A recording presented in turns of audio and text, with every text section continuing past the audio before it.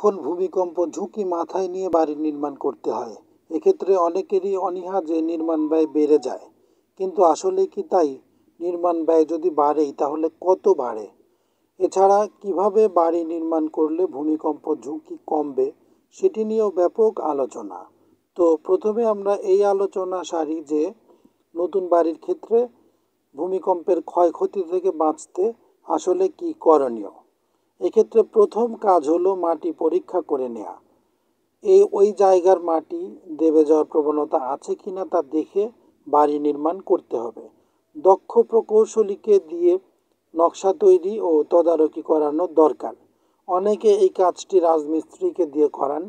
এটা করলেই আপনার লাখ লাখ কোটি কোটি টাকার বিনিয়োগ জলে যাবে।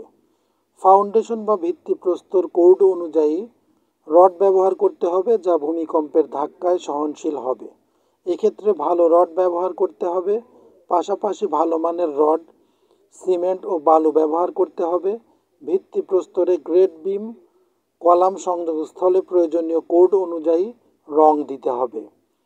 কলামের রডে বাঁধনগুলোর শেষ মাথা 135 ডিগ্রি বাঁকানো হতে হবে এবং বাঁধনগুলোর মধ্যে ফাঁকা কম হবে।